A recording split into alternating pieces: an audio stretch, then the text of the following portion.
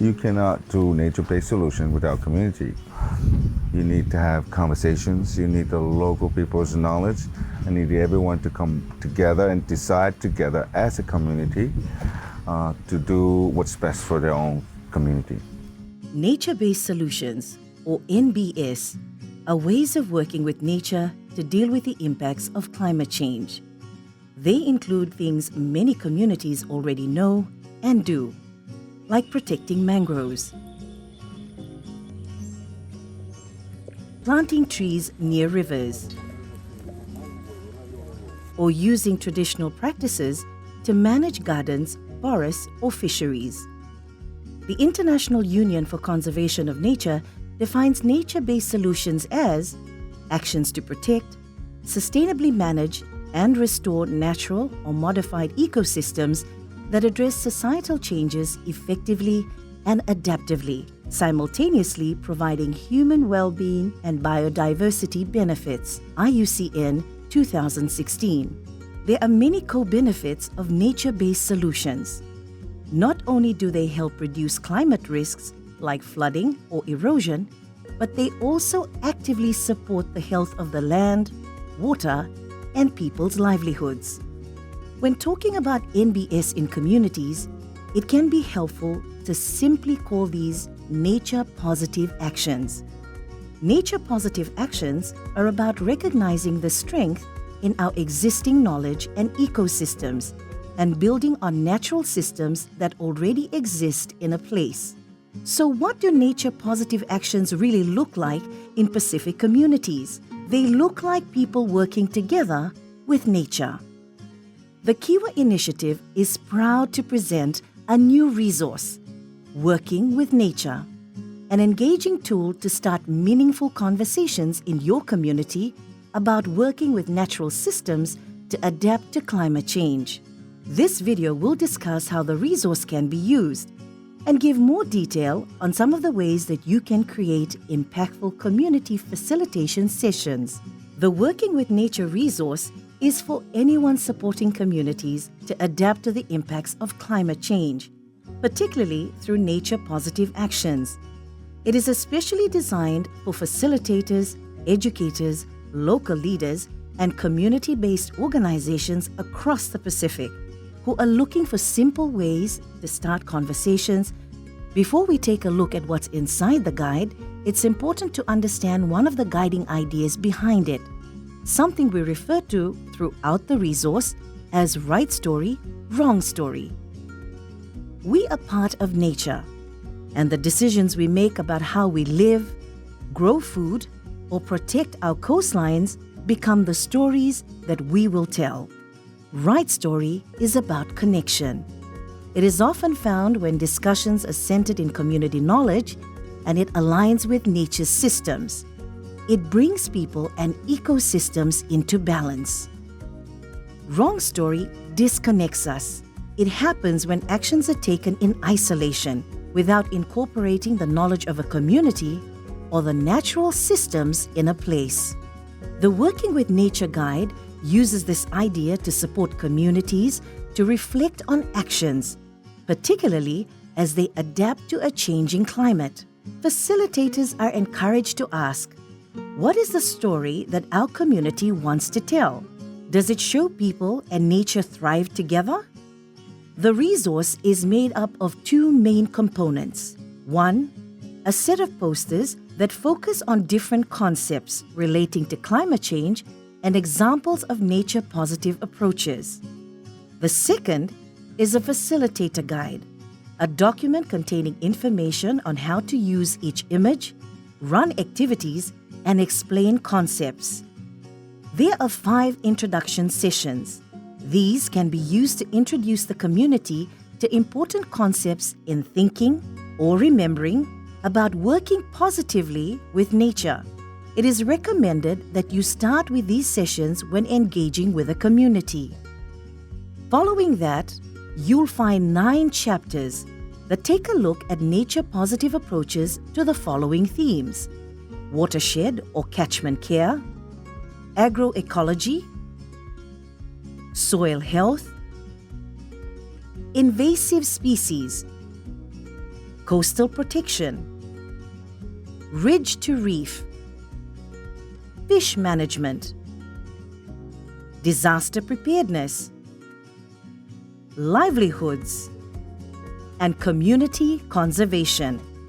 The guide is flexible, so you can pick and choose the sessions that you think are relevant to your community and complete them in any order. Each session follows a similar structure. Statement of 3 session outcomes.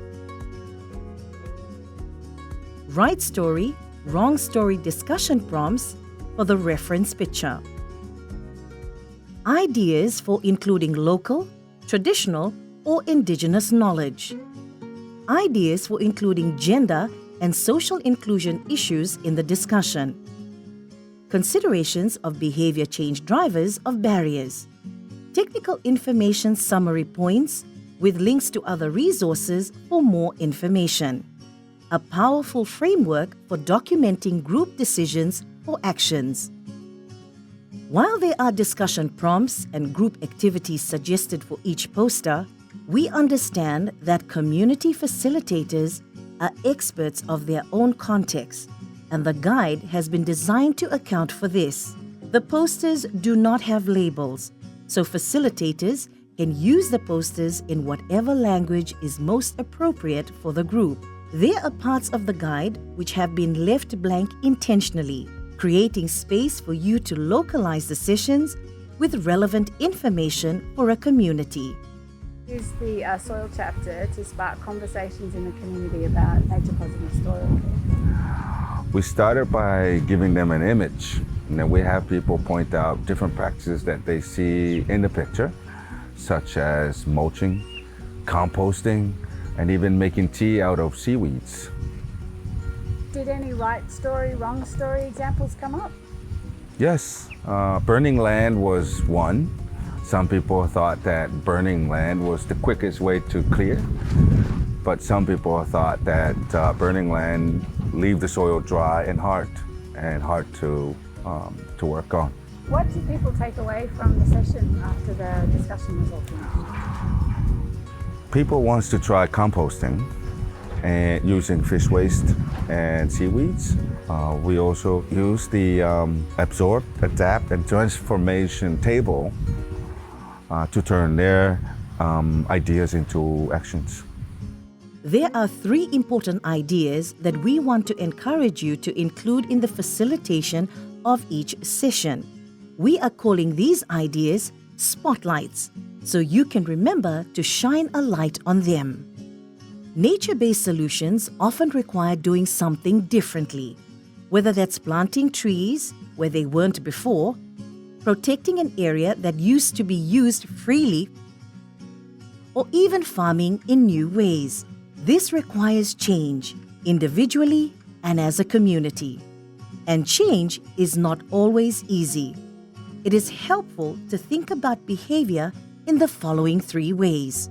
1. Deliberate behavior, something that is done after thinking about it. 2. Instinctual behavior, done without too much thinking. And 3. The circumstances that make it easier or harder to do a behavior.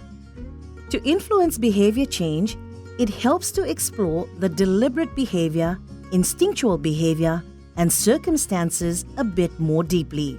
These 3 things all come from an interaction of knowing how to, being able to, and wanting to do something. During any community discussion, it helps to think about what things might be deliberate or instinctual thinking, and what things might be helping or stopping an individual or community knowing how to, being able to, and wanting to take action. The Working with Nature Guide uses 3 domains to help facilitators think about the factors that might inspire change in the community. Use your own curiosity, knowledge, and imagination to take these ideas further. But remember, significant behavior change work takes time to talk, listen, learn, and then develop specific ways to create nature-positive behavior. Facilitators using this guide are encouraged to walk the path between different knowledge systems. A good way to think about this is through the concept of two-eyed seeing, learning to see from one eye with the strengths of indigenous knowledges and ways of knowing, and from the other eye with the strengths of Western knowledges and ways of knowing, and to use both these eyes together for the benefit of all. It's a reminder that their traditional ways and their traditional knowledge have been in practice for a long, long time. Each session in this guide includes simple prompts to help reveal and value local knowledge. You might ask, whose knowledge is missing here? What nature-positive practices have been forgotten? It's not about choosing one over the other. It's about seeing through both eyes and building solutions that are supported by different knowledge bases. Nature-based solutions work best when they reflect the full diversity of a community. This resource provides facilitators with practical prompts to lead conversations that are open and inclusive. Climate change doesn't affect everyone equally. Women, children, elders, and people with disabilities are integral to community discussions, so their voices must be part of the solution. We get different perspectives from different people. It will help us build a project that would help us conquer the challenges that we face as a community. When we listen to different voices, we unlock knowledge and create solutions that work for everyone. The guide offers tips for adapting activities to different needs and provides the tools to reflect on power and makes sure that diverse voices are included. We hope this guide helps you spark conversations about your community and your connection to nature. Nature-based solutions are already happening in villages and towns across the Pacific. This guide isn't about giving you the answers, but rather about creating space for communities to realize the knowledge that they already hold about nature-positive actions.